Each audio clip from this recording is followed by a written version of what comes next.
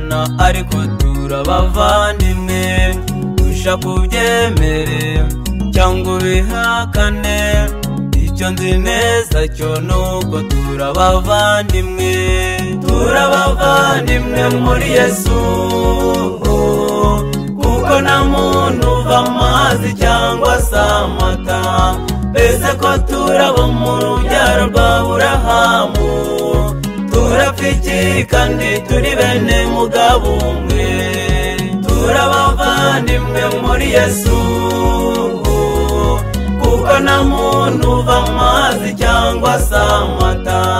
Mbese ko turabo mu rubyaro rwa Aburahamu, turapfa iki kandi turi bene mugabo umwe.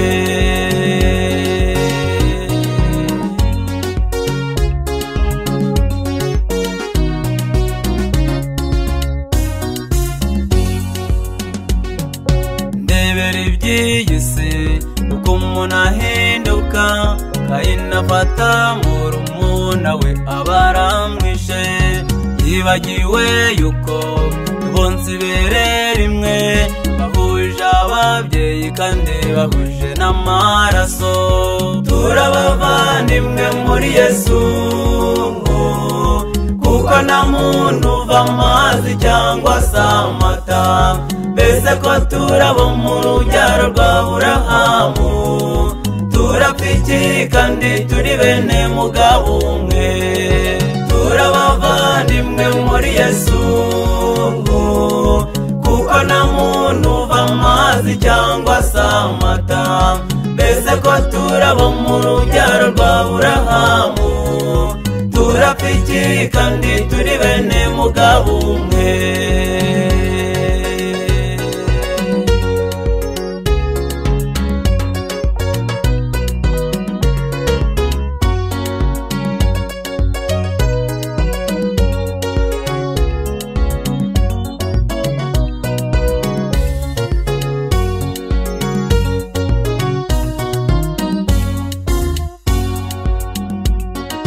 Ndebera ubuhemu buri kuri iyi si, umuntu arihinduka uwamugiriye neza, akibagirwa yuko ibintu bihinduka, iby'isi bigashira hagasigara ubuhemu.